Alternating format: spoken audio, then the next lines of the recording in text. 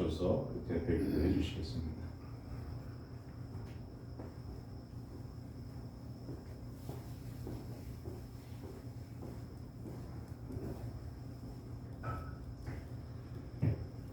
할렐루야. 하나님,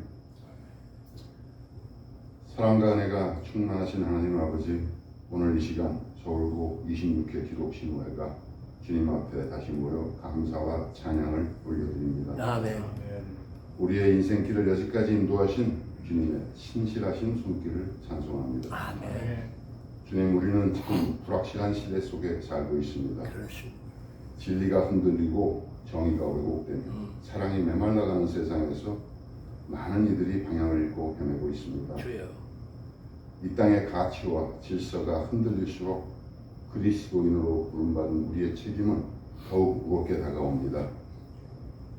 하나님, 아버지. 서울고 26회로 함께한 저희는 각자의 자리에서 사회의 중심을 지탱하며 살아온 세대입니다.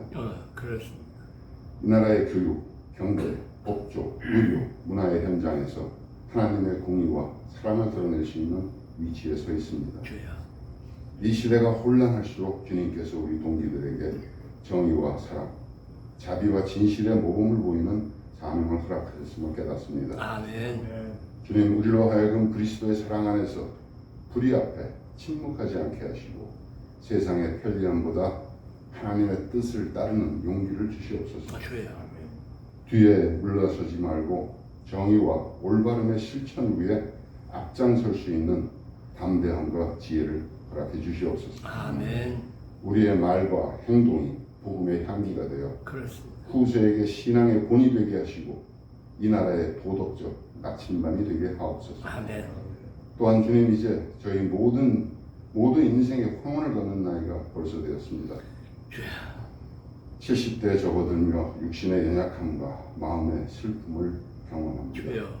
지금 이 시간에도 아픔과 병상에서 싸우는 친구들이 있습니다.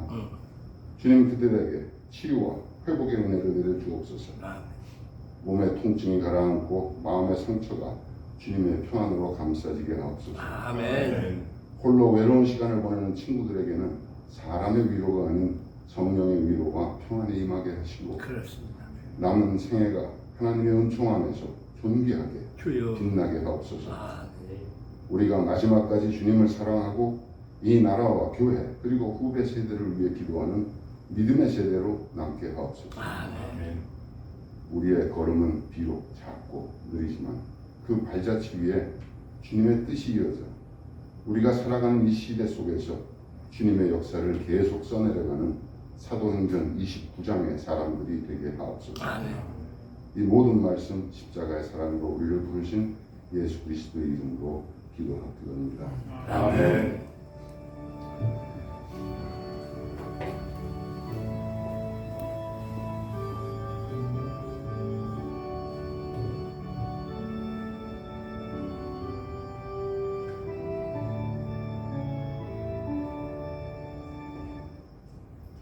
네, 오늘의 말씀은 시편 42편 전편의 말씀입니다.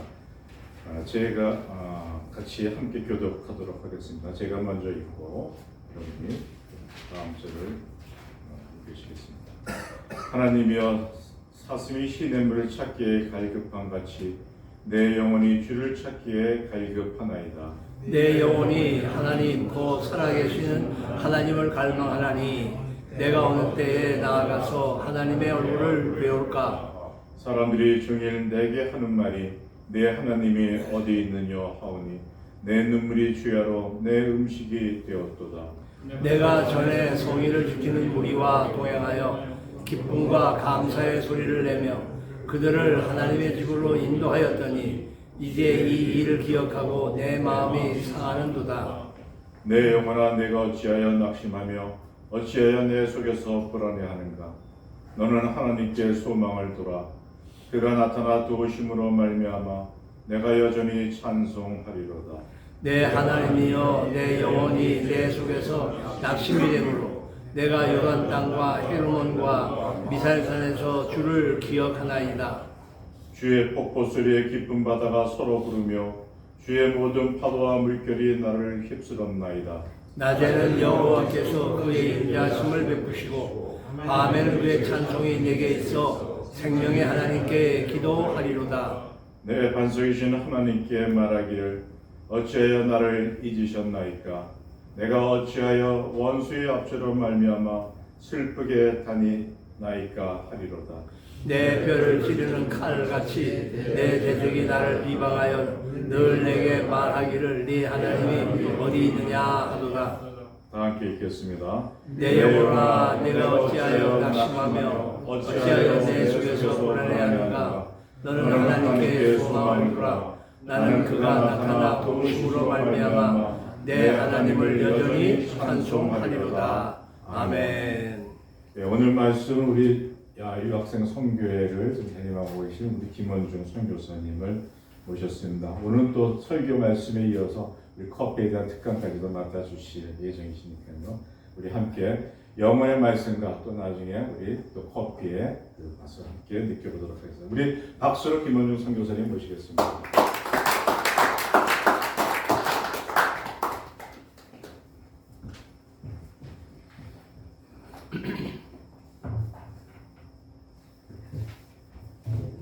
반갑습니다. 저기 오늘 단풍이 정말 예쁘게 들어가지고요. 저기 여기 옆에 있는 성균관대학교의 그 대성전 거기 단풍이 너무너무 아름답게 들었습니다. 그래서 끝나고 꼭 한번 가보십시오. 제가 수년 동안 이런 예쁜 단풍을 본 적이 없는데 단풍이 정말 예쁘니까 한번 좀 네. 가서 보시면 좋겠어요. 이렇게 아름다운 때에 저희들이 와가지고 같이 예배를 드려서 너무 감사합니다.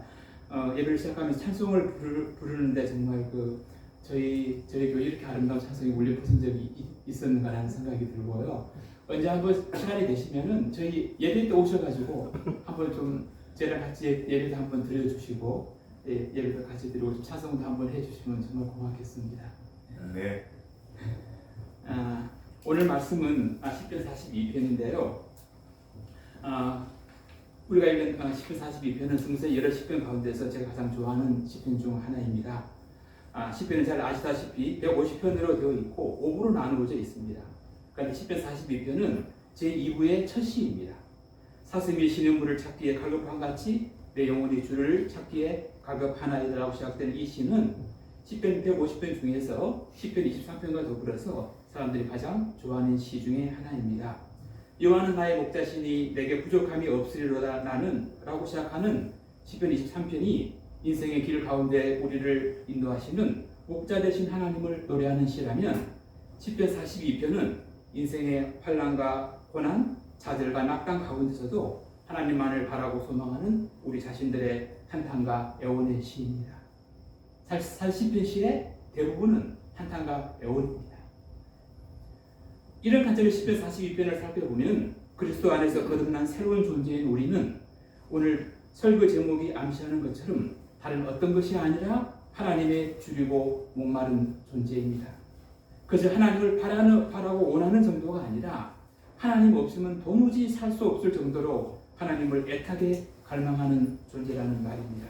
이것이 우리 그리스도인의 정체성입니다. 시편 42편을 열면 고라 자손의 마스갈 영장으로 한 노래라는 부제가 붙어 있습니다. 고라는 레위 족속이었으며 고라 자손들은 성전에서 문지기와 성가 대원으로 일했던 사람들입니다. 그런데 민수기 16장을 보면은 그들은 모세에게 대들어서 구덩이로 많은 사람들이 떨어져 죽었는데 이런 상황으로부터 건짐을 받은 자들입니다. 반역의 자리에서 찬장의 자리로 옮겨간 사람들이라고 할 수 있습니다. 마스길의 정확한 의미는 불분명하지만 보통 교훈하다, 슬기롭게 하다라는 뜻으로 이해합니다. 우리들에게 삶의 교훈을 주기 위해 쓴 시라는 뜻입니다.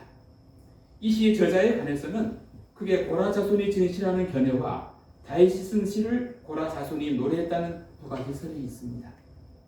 다윗을 저자로 보는 경우에 다윗이 압살롬의 반란을 피해 달아날 때 지은 것이라고 주장합니다. 그러나 이 시의 화자가 참 물리적인 위치를 생각해 볼 때 이 시는 다윗이 아니라 다윗과 함께 성전에서 쫓겨 낯선 곳으로 내몰린 사람이 쓴 시인 것 같습니다. 이 시는 한때 하나님의 거룩한 성전에서 사람들과 더불어 기쁨의 예배를 드리던 사람이 멀리 떨어진 곳에서 하나님을 하나님의 전을 사모하며 한숨 짓는 부르짖음입니다. 동시에 이 시는 영적인 낙담과 우울에 빠져 있는 사람이 하나님의 임재가 회복되기를 갈망하는 시입니다. 이를 위해 그는 좌절과 낙심 속에서도 끝까지 하나님을 믿고 소망하며 오늘의 환난을 견뎌냅니다. 시인은 태국 땅에서 극심한 영적인 갈증을 겪고 있는데 그는 이런 자신을 시냇물을 찾는 사슴에 비유합니다. 1절에 하나님이여 사슴이 시냇물을 찾기에 갈급한 같이 내 영혼이 주를 찾기에 갈급하나이다 라고 말합니다. 오랜 가뭄 끝에 기진맥진한 가련한 암사슴이 시냇물을 갈망하듯 내 영혼은 여호와 내 하나님을 갈망한다는 고백입니다. 사슴에게 물이 생명줄이라면 이 시인에게는 하나님이 생명줄인 것입니다. 사슴과 시인 그리고 물과 하나님이 등가를 이루고 있습니다. 이언으로 구성된 이 시에서 1년을 지배하는 심상은 가뭄입니다. 광야는 물이 귀하거나 없는 곳입니다. 이곳에서의 삶은 아픔이며 고통입니다. 예레미야 14장 5절 6절을 보면 5절은 물이 없는 광야의 삶을 다음과 같이 그리고 있습니다. 들녘에 암사슴도 연한 풀이 없어서 갓 낳은 새끼까지 내버린다. 들나귀도 언덕 위에 서서 여우처럼 훑어지고 뜯어먹을 풀이 없어서 그 눈이 흐려진다. 마실 물이 없고 풀이 없어 갓 낳은 새끼까지 버리는 암사슴의 고통을 생각해 보십시오. 그러니까 여기 1절의 사슴은 그저 목마른 사슴이 아니라 목이 말라 숨이 넘어가는 지금 당장 물을 마시지 않으면 죽을 수도 있는 상황에 놓여 있습니다. 킹 제임스 번 성경은 이를 As the heart panteth after the water brooks, so panteth my soul after thee, O God라고 옮기고 있습니다. 물이 없어 팬트한다. 팬트라고 하는 말은 숨을 헐떡거린다는 뜻입니다. 물이 없어 숨을 헐떡거린다는 뜻입니다. 그럼 왜 시인은 자신을 이처럼 극심한 고통을 당하는 사슴에 비유할까요? 이 시인은 한때 성전에서 하나님을 찬양하던 사람이었습니다. 그러나 그는 자신이 원치 않는 곳으로 유배되어 망명자의 삶을 살아가고 있습니다. 시인이 처한 상황은 시편 23편의 표현을 빌면 사망의 그림자가 드리운 어두운 골짜기를 걸어가고 있는 처지입니다. 안팎으로 시험을 겪으며 참으로 위태로운 삶을 하루하루 이어가고 있습니다. 외적으로는 하나님의 길을 선택하고 자신의 믿음을 공표했지만 주위 사람들은 그를 이해하고 공감해주기는커녕 비웃음과 조롱을 멈추지 않습니다. 그리고 내적으로는 이런 비참한 상황 가운데서도 그의 외침에 응답하시지 않는 하나님의 침묵에 극심한 영적인 침체와 낙담에 시달리고 있습니다. 2절과 3절 말씀입니다. 내 영혼이 곧 하나님 살아계신 하나님을 갈망하나니 내가 어느 때에 나아가서 하나님의 얼굴을 배울까? 사람들이 종일 내게 하는 말이 내 하나님이 어디 있느냐? 하오니 내 눈물이 주야로 내 음식이 되었도다. 이 어렵고 힘든 상황 가운데서 시인은 하나님의 얼굴을 뵙지 못하고 있는데 설상가상으로 사람들은 한두 번도 아니고 하루 종일 내 하나님이 어디 있느냐고 놀려댑니다. 이 말은 시인의 화자를 향한 조롱일 뿐만이 아니라 화자가 말하는 하나님을 향한 조롱이기도 합니다. 내 비참한 처지와 꼴을 보니 내가 믿는 하나님이라고 하는 신이 도대체 어디에 있느냐? 있기는 한 거냐? 라는 놀림입니다. 갈멜산에서 엘리야가 바알 선지자들에게 한 조롱, 그들을 조롱하여 이르되 큰 소리로 부르라. 그는 신인즉 묵상하고 있는지, 혹은 그가 잠깐 나갔는지, 혹은 그가 길을 행하는지, 혹은 그가 잠에 들어서 깨어야 할 것인지 하매라는 조롱을 이들이 똑같이 시인에게 하고 있는 것입니다. 시인은 자신을 조롱하는 것은 그것이 아무리 고통스럽다고 해도 어느 정도 참을 수 있었을 것입니다. 그러나 악인들이 하나님을 조롱하는 것은 도무지 견딜 수 없습니다. 온종일 내 하나님이 어디 있느냐라는 저들의 말은 하나님의 신실하심을 조롱하는 단계를 넘어 하나님의 존재 자체를 부정하는 말입니다. 그들은 큰 소리로 이런 어려운 상황 속에 처한 시인을 돌보지 않는 하나님을 놀리고 있는 것입니다. 이런 조롱이 시인에게는 자신의 뼈를 깎는 듯한 아픔입니다. 이렇게 조롱과 멸시를 당하는데도 응답하시지 아니하시는 하나님의 침묵으로 인해 시인의 삶은 말 그대로 눈물의 삶이 되고 말았습니다. 3절에서 내 눈물이 주야로 내 음식이 되었더라는 말에서 보듯 시인은 아침에도 눈물, 저녁에도 눈물, 답이 아니라 눈물을 먹으며 삶을 살아갑니다. 모든 식욕을 잃어 밥도 먹지 못하고 눈물만 흘리는 신세가 되었고 극심한 좌절과 낙담, 영적 침체와 우울에 시달리게 된 것입니다. 이런 상황을 이해하고 나서 1절과 2절을 다시 읽어보십시오. 하나님이여 사슴이 시냇물을 찾기에 갈급한 같이 내 영혼이 주를 찾기에 갈급하나이다. 내 영혼이 하나님과 살아계시는 하나님을 갈망하나니 내가 어느 때에 나아가서 하나님의 얼굴을 배우고 영적인 감흥에 취한 자신을 시인은 타는 듯한 갈증을 겪는 사슴에 비유합니다. 사슴이 애타게 찾는 물은 고여있는 물이 아니라 시냇물입니다. Streams of Water라고 영어 성경에 나와 있습니다. 그런데 이 구절은 시편 1편에 저는 시냇가에 심은 나무가 가시를 맺으며 그 잎사귀가 마르지 아니한과 같은 이에 나오는 시냇가와 일치하는 말입니다. 그러니까 이 시냇물은 하나님의 말씀, 하나님이 주시는 생명을 상징합니다. 사슴은 마실 물이 없어 탄탄한 갈증에 시달리고 있고 시인은 하나님의 말씀에 생수가 없어 극심한 기근에 시달리고 있습니다. 이 생명의 물 반대편에 시인의 눈물이 자리하고 있습니다. 생명의 물이 아니라 탄탄과 애통의 눈물을 시인은 삼키고 있습니다. 찰스 스펄전 목사님은 여호와의 사랑의 빛 안에서 사는 사람 다음으로 가장 좋은 것은 그것을 소유할 때까지 불행해하는 것이며 그것을 갈급해하는 것입니다. 갈증은 지속적인 욕구이며 그것이 채워질 때까지 결코 누그러지거나 해소되지 않습니다 라고 하여 영적 갈망의 특성을 얘기하는데 하나님을 향한 시인의 갈망이 바로 이러합니다. 여호와의 사랑의 빛 안에 사는 사람 다음으로 가장 좋은 것은 그것을 소유할 때까지 불행해하는 것이고 그걸 갈급해하는 것이다. 놀라운 말씀이 아닙니까?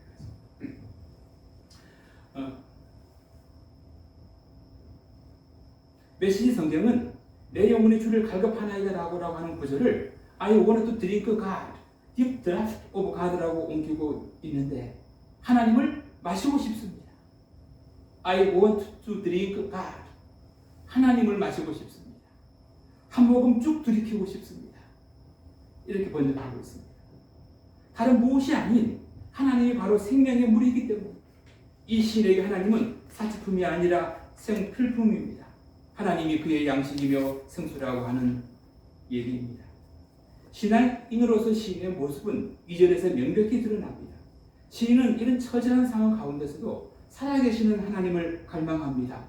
살아계시는 하나님, Living God는 성경 여러 군데서 살아서 역사하시는 능력의 하나님을 가리키는 용어입니다. 그러니까 지금 시인은 하나님이 침묵하고 계시고 그의 임재를 느낄 수 있지만 하나님을 부정하거나 부인하는 것이 아니라 오히려 그 하나님을 갈망하고 있습니다. 이런 사실은 이어지는 내가 어느 때에 나아가서 하나님의 얼굴을 배울 거라는 구절에서 명확히 드러납니다. 서양 사람들은 너 하나님이 어디에 있느냐고 묻지만 시인은 내가 언제 하나님을 배울까라고 얘기합니다. 이 어디에, where가 서양 사람들의 불신과 교만의 언어람은 언제, when은 하나님의 주권과 섭리를 믿는 신앙인의 믿음과 겸손의 언어입니다. 하나님을 뵙지 못하기 때문에 뵙지 못할수록 하나님에 대한 시인의 그리움과 갈망은 더해갑니다. 이런 갈망을 그가 이런 갈망을 계속하는 것이 그것은 4절에서 보듯이 기쁜 감사의 노래소리와 축제의 함성과 함께 내가 무리들을 하나님의 집으로 인도하면서 그 장막으로 들어갔던 일들에 관한 기억 때문입니다. 여기서 기억은 두 가지 역할을 수행하는데 첫째는 신앙의 기쁨을 상기해 시인을 하나님에게로 인도하고 더 간절히 사모하게 합니다.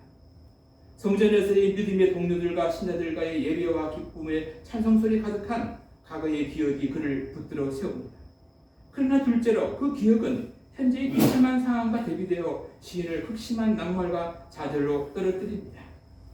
25절과 11절에서 반복되는 후렴구 내 영혼아 어째서 내가 낙심하며 내 속에서 불안해하는가 너는 내 희망을 하나님께 도우라 너는 내 구원이 되시는 하나님을 찬양하리라는 구절은 하나님을 향한 시인의 견고한 신앙의 고백인 동시에 영적 침체에 빠진 모든 사람들에게 어떻게 하면 그런 침체에서 빠져나올 수 있는지를 보여주는 신앙의 지침이기도 합니다.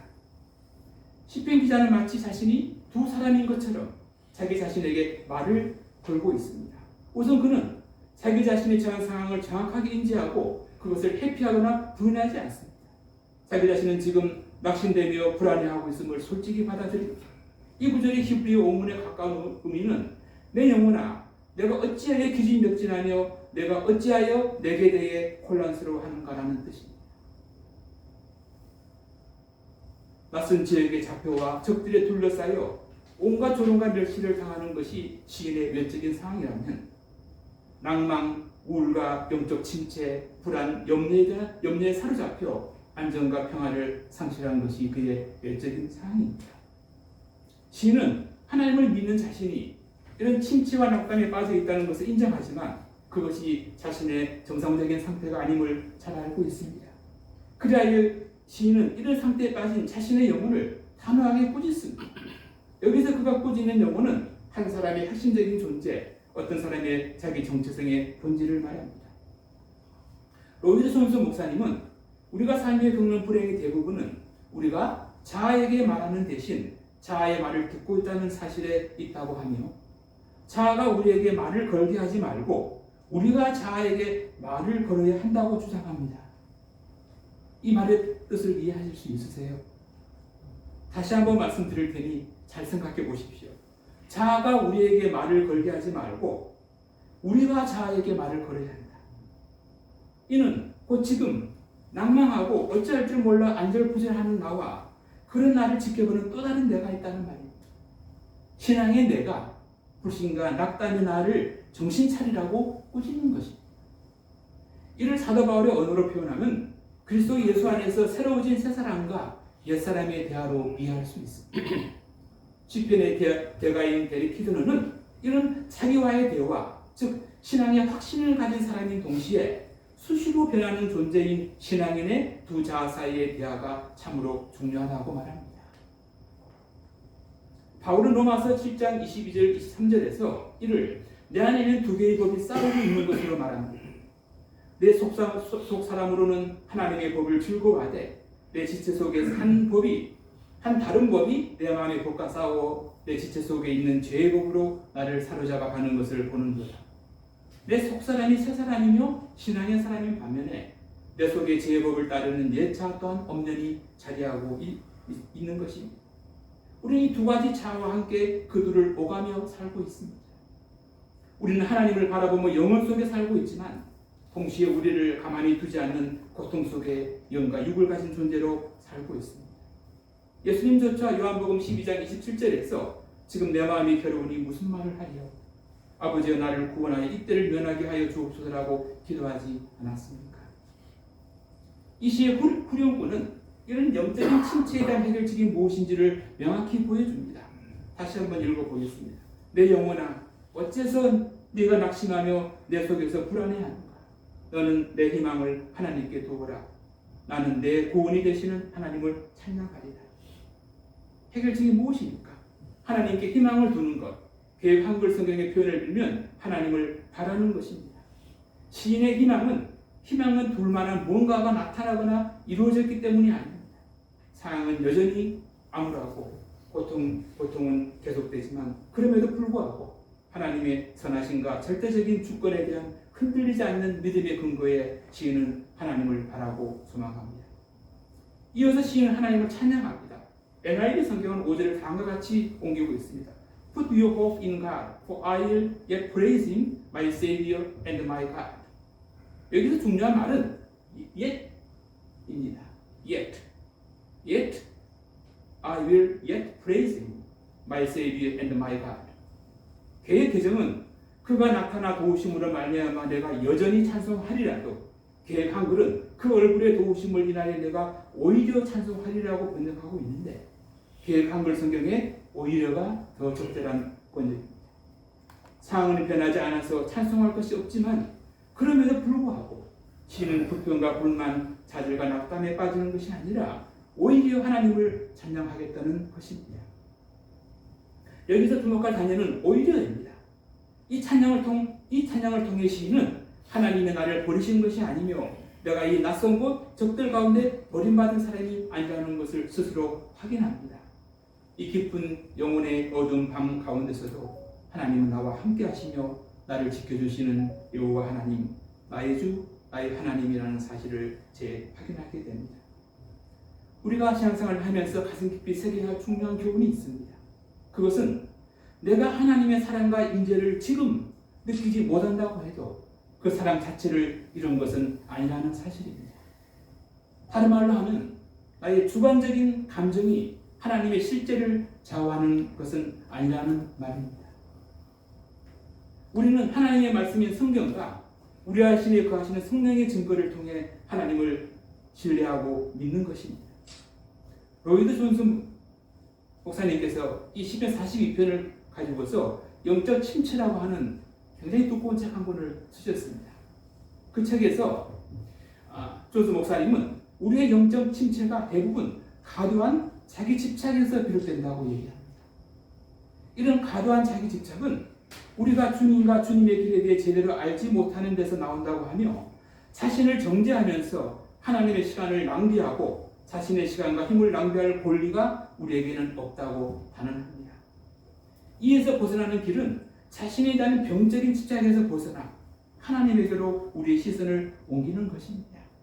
그러니 이제 자기 자신을 그만 들여다보고 주님을 감상하십시오 라고 목사님이 이렇게 말씀합니다.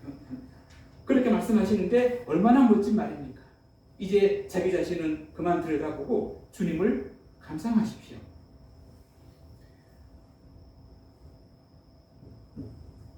우리의 시선을 아래로 나에게로 집중할 때 우리는 낙담할 수밖에 없습니다. 내 영혼아 내가 어찌하여 낙심하느냐는 영어 표현은 Why are you downcast입니다. downcast. downcast라고 하는 말은 downcast, 아래로 던져졌다는 말입니다. 이 낙담에서 벗어나는 길은 내 눈을 위로 들어 upward, 하나님을 바라보는 것입니다. 이렇게 될 때 우리는 그 얼굴에 도우심을 잊게 될 것입니다. 민수기 6장 24절 26절의 말씀대로 이런 자에게 하나님은 얼굴을 향하사 도움을 베푸십니다. 여호와는 내게 복을 주시고 너를 지키시기를 원하며 여호와는 그의 얼굴을 내게 비추사 은혜 베푸시기를 원하며 여호와는 그 얼굴을 내게로 향하여 드사 평강 주시기를 원하노라.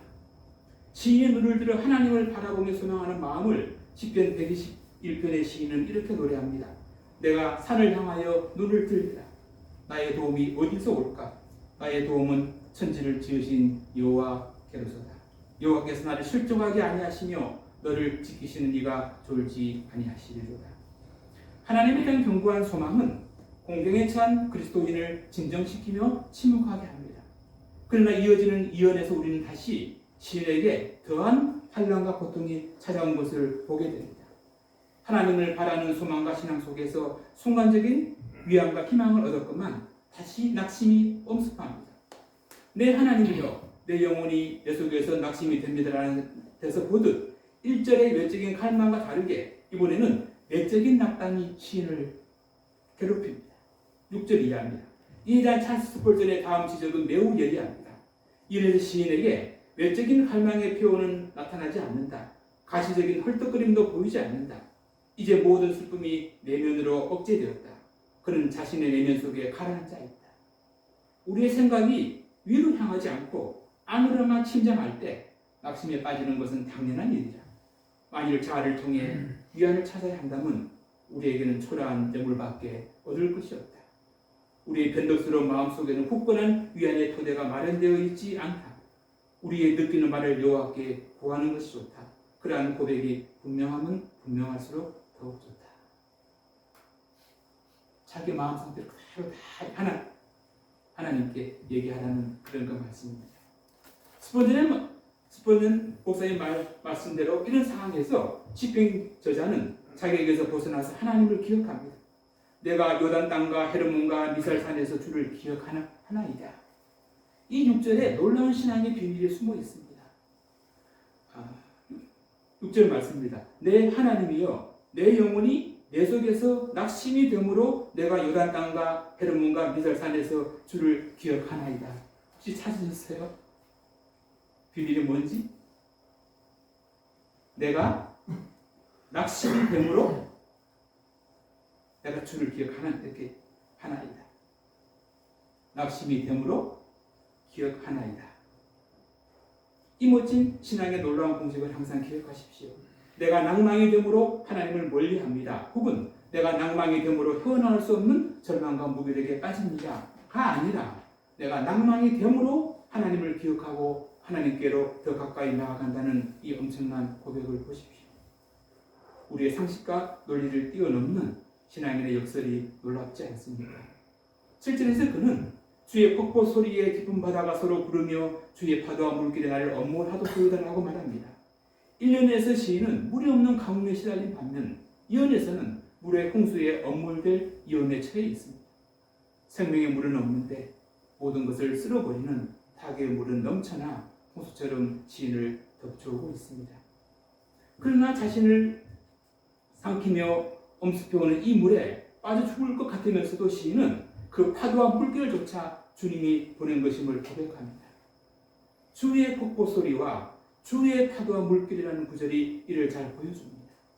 이 모든 것조차 하나님이 그분의 계획을 성취하기 위한 것임을 고백하며 시인은 이를 참고 인내하고 견뎌냅니다. 8절에서 보듯이 시인은 이런 환난 가운데서도 낮에는 여호와의 인자가 밤에는 그의 찬송이 나와 함께한다고 고백하면서 하나님께 기도합니다. 그가 이렇게 할 수 있는 것은 자신이 믿는 하나님이 살아계신 하나님이요 생명의 하나님이기 때문입니다. 초라하고 아픈 이 몸 살려주시는 하나님을 의심하지 않기 때문입니다. 9절은 3절과 서로 대응합니다. 시인은 먼저 하나님의 자신의 단속임을 고백합니다. 모든 것을 휩쓸어가는 죽음의 파도 앞에서 자신의 몸을 의탁할 곳이자 피난처가 하나님 당신이라고 고백합니다. 그리고 묻습니다. 어찌하여 나를 잊으셨사옵니까? 이 몸이 원수에게 짓눌려 슬픈 나날을 보내니 이것은 어찌된 일입니까? 내 하나님이 어찌 되었느냐고 날마다 원수들이 빈정대는 소리가 뼛속을 점에 들어옵니다. 우리가 살펴본 것처럼 시인은 자신의 영혼과도 대화를 하고 하나님과도 대화를 합니다. 낙심에 빠져있는 자신의 영혼을 꾸짖고 자기를 돌보지 않는 하나님께 나를 잊어버렸냐고 따집니다. 그런데 이것이 신자의 특권이고 참 모습입니다.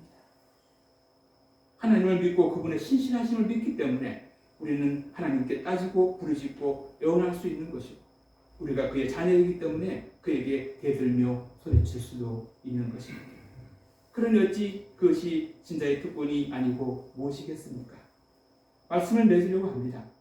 시편 42편의 기자가 정말 갈망하는 것은 하나님의 임재, 하나님과의 교제입니다. 영적인 사람만이 이런 갈증을 느낄 수 있습니다. 그 하나님은 살아계신 하나님, 생존하시는 하나님입니다. 다른 죽어있는 우상과 달리 그는 살아계셔서 우리를 사랑하며 역사를 주관하시는 전능하신 하나님이기 때문에 교제가 가능합니다. 이 시에 나오는 목말라 헐떡거리며 시냇물을 갈급하는 사슴은 시인의 표상입니다. 그런데 이쯤에서 이 시인의 모습이 바로 여러분 자신의 모습이라는 생각이 들지 않으세요? 마틴 로이드 존스 목사님은 이런 영적인 침체가 어떤 특이한 현상이 아니라 신앙의 여정 가운데 누구나 겪는 일이라고 말합니다. 주님이 말씀하신 것처럼 우리가 걷는 신앙의 여정은 넓고 평탄한 길이 아니라 좁은 길입니다. 거기에는 많은 시험과 환난의 고개뿐만이 아니라 낙담과 침체의 늪도 있습니다. 이런 점에서 시편 42편이 승리와 찬송으로 끝나지 않는다는 점에 주목하십시오. 우리의 삶이 이런 시험과 환난의 연속이기 때문입니다. 그러나 염려하지 마십시오. 이제 우리는 이 낙담과 절망을 어떻게 극복하고 하나님을 찬양하는 삶을 살 수 있는지를 알고 있기 때문입니다. 시편 42편은 이 낭만과 절망의 늪에서 우리가 빠져나오는 길이 무엇인지를 분명히 보여줍니다. 이 모든 문제의 근원인 자아는 우리가 우리의 힘만으로는 감당할 수 없는 무서운 적입니다. 내게 끊임없이 부정적인 말을 걸어 나를 낙담과 좌절로 이끄는 이 자아와 어려운 환경과 힘겨운 문제를 바라보며 좌절하지 말고 하나님을 바라보십시오. 그리고 내 영혼에게 큰 소리로 담대하게 외치십시오. 내 영혼아, 내가 어찌하여 낙심하며 어찌하여 내 속에서 불안해하는가? 너는 하나님께 소망을 두라. 나는 그가 나타나 도우심으로 말미암아 내 하나님을 여전히 찬송하리로다. 저희 다 같이 한번 외쳐볼까요? 한번 읽어보겠습니다. 내 영혼아, 내가 어찌하여 낙심하며 어찌하여 내 속에서 불안해하는가? 너는 하나님께 소망을 두라. 나는 그가 나타나 도우심으로 말미암아 내 하나님을 여전히 찬송하리로다. 아멘. 이것이 그리스도 안에서 새로운 피조물로 거듭난 우리가 낙담과 좌절을 이기고 하나님을 찬양하며 사는 방법입니다. 아멘. 우리는 하나님의 간급하여 그를 죽도록 갈망하는 사람, 하나님만의 그의 소망인 사람이기 때문입니다. 아멘. 기도하시겠습니다. 주여. 하나님의 은혜를 감사합니다. 저희 하나님의 자녀로 불러주시고 저희 속에 하나님의 사랑을 심어주셔서 저희를 하나님의 사랑이 없이는 살아갈 수 없는 사람으로 만들어주신 것을 감사합니다. 주여. 주여, 우리가 정말 주님을 갈망하오니 하나님만 우리의 주님이 되어주시고 우리의 삶 가운데 우리가 정말 주님만으로 만족하며 하나님을 바라며 그 광고하면요. 우리 아까 김원중 선교사님이 얘기하신 것처럼 여러분들이 교회에 한번 예배에 참석하시면 좋을 것 같아요. 왜냐하면 지금 매일 6시에서 9시까지 저녁에 기도를 합니다. 유학생 매일.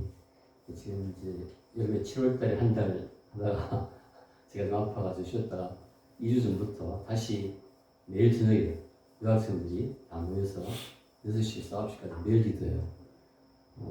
요한 웨슬리가 홀리클럽 만들어서 그분이 1703년생인데 우리보다 한 250년 먼저 태어나셨는데 그분이 기도하면서 감리교가 시작이 됐는데 그 감리교 선교사님들이 전도를 해서 이승만 박사가 신자가 됐고 초대 국회에서 감리교 목사님이 기도를 하셨어요. 그래서 이윤영 목사님. 네, 그래서 우리는 이 6시에서 9시까지 우리가 매일 기도하면은 하나님의 임재를 느낄 것 같고 학생이 많이 변하고 있어요. 근데 영국 사람들은 자기들 나라 사람끼리만 기도했는데 우리 유학생이 다 모여서 생각해 보세요. 매일 저녁 기도한다. 그러면 아마 서울이 변하고 나라가 변하고 또 세계가 변할지 믿고 저는 그것이 우리에게 주어진 특별히 우리 동역자 26개 신우들이 주어진 굉장한 특권이라고 생각해요. 왜냐하면 여러분이 계속 동역해 왔기 때문에 여러분들께서 어느 시간에도 좋습니다. 그러니까 주중에 아무 때나 월요일부터 금요일까지 와서 저녁 식사 같이 하고 교제하고 아니면 이제 설교 간단히 하고 시편을 매주 읽어요. 30분 내지 매일 30분, 40분. 저희 11월 달에는 한 달 내내 시편만 읽을 계획이 있고 그다음에 끝나면 이제 신약으로 갈 텐데 저도 처음 시도해보는 건데 우리 선교사님 같이 올라온 은혜가 있습니다. 그래서 아까 말씀하신 것처럼 우리가 지난 70년 동안 이 나라의 핵심 역사 과정을 체험했는데 이제 우리가 할 일은 기도해서 정말로 하나님이 놀라운 예비하신 그 은혜가 이 땅에 임하도록 할 일이 지금 남았는 게 아닌가 생각돼요. 그동안 이렇게 하다가 90까지 살면 어떻게 하지? 30년 동안 기도할 수 있겠네. 그런 생각이 드는 하여간 우리가 초청 다 받았으니까 아무 때라도 좋습니다. 아무 때라도 월요일부터 금요일까지 아무 때라도 오셔서 식사도 하시고 주일날 오셔도 좋고 주일날 아마 각자 예배 드리시니까 또 올 수 있는데 주중에는 저는 그 꿈이 있어요. 전국의 모든 대학이 매일 6시부터 9시까지 매일 기도한다. 어떻게 될까? 웨슬리는 한 6년 동안 했더라고요, 기도를. 남아있는 동안 얼마나 될지 모르지만 10년 정도 하면은 지금 하나님 그런 그 기회를 주신 것 같아요. 전국에 많은 사람들이 성경을 막 100독, 만독씩 하면서 지금 기도하고 있어요. 그래서 우리가 한번 그거를 시도해보면 어떨까. 지금 이미 한 2주 했는데 계속 그렇게 한번 우리가 동역하면서 전 세계 청년들이 모여서 매일 저녁에 기도한다. 그럼 영국뿐 아니라 전 세계가 반드시 하나님께 축복하실 줄 믿습니다. 기도하겠습니다. 하나님 아버지께서 저희를 구원하시고 전적인 권능으로 항상 보호하시고 인도하셔서 여기까지 오게 하심을 감사드립니다. 또한 저희들이 함께 동역하며 여기까지 오게 하심을 감사드립니다. 지금 저희들이 감사의 편으로 작은 예물을 준비했습니다. 이 예물 받으시고 이 예물이 하나님 나라가 속히 이 땅에 이루어지는데 저에게 도와주시옵소서. 이제는 우리를 예수 그리스도와 함께 연합하게 하시고 그 연합으로 인해서 하늘 우편에 앉아 계신 예수 그리스도의 모든 충만함과 권능과 기쁨과 열매가 다 우리를 통해서 나타나게 하시는 그 예수 그리스도의 은혜와 이것을 모두 계획하시고 실제로 구현하시는 하나님 아버지의 지극하신 사랑과 이것을 실제 구현하시고 우리에게 보여주시는 성령의 교통 내주 역사하심이 오늘 말씀을 듣고 늘 하나님을 바라며 찬양하기를 결단한 우리 26개 신뢰들과 또 선교사 최전방에서 선가하는 그런 선교사를 위해 지금부터 영원히 함께할지어다. 아멘.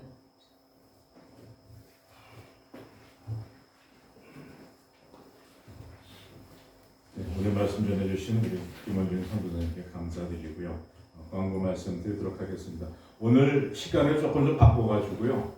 끝나고 나면은 예배 끝나고 나면 특강으로다가 이어지는 게 보통 우리 순서였는데 오늘은 먼저 식사를 하고 그리고 식후에 우리 커피의 세계로다가 여러분들을 안내할 거니까요. 만나게 식사하시고 만난 커피 향을 함께 취하도록 해보겠습니다. 먼저 오늘 그 알리는 말씀에 보면은 국내 성지 순례는 이미 이제 저희가 다 마쳤죠. 행주산성 탐방 후에 행주교회와 행주성당을 방문했습니다. 총 한 30명 정도가 했었나요? 예. 백운기 네. 30명. 네. 많은 분들이 함께 참여해서 우리 이 땅의 선교의 어떤 그 발상지라고 할 수 있는 그 행주교회를 그리고 행주성당을 방문했습니다.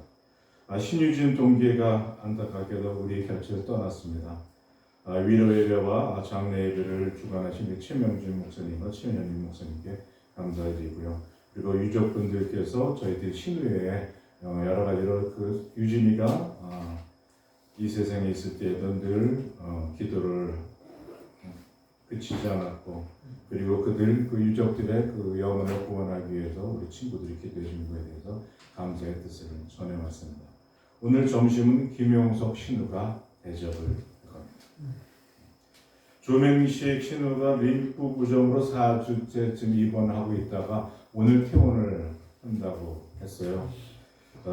되게 그 거동하기 불편해가지고 그 면회 오는 것도 굉장히 불편해하는 정도로다가 아마 많이 호전이 돼서 오늘 퇴원을 한다고 합니다. 퇴원하고 나면 또 여러 활동들에 함께 하기로 이렇게 소식을 전해왔습니다.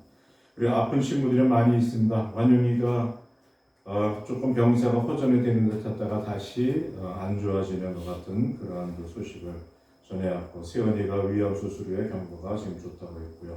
영수의 시력 저하가 조금 더 그 속도를 늦춰지기를 기도를 부탁드리겠습니다. 전영철 부인의 일상의 건강 회복을 위해서 그리고 용석이 부인께서도 암 수술 후에 지금 회복 중에 있는데 모든 것이 주님 안에서 완전히 회복될 수 있기를 기도를 부탁드리겠습니다. 여철이가 조혈모세포 이식을 아마 13일 그러니까 아마 목요일 정도에 아마 지금 계획을 하고 있습니다. 지금 입원해서 여러 검사를 지금 다 거치고 있는데 아마 좋은 결과가 있을 거라는 그런 기대하에 우리 모두가 기도를 부탁을 드리겠습니다. 그리고 또 돌발성 난청이라는 것을 지금 갖고 지금 고통을 받고 있는 형호가 있어요. 형호 맞잖아요, 그렇죠? 예, 그 난청 지금 치료를 받고 있는데 그것도 좀 온전하게 그래서 우리 모든 좋은 소식들을 늘 귀로다가 항상 들을 수 있기를 바라겠습니다. 선영이 무릎은 이제 수술이 좀 연기가 됐고 또 이명이 생겼죠, 선영이 난청인가?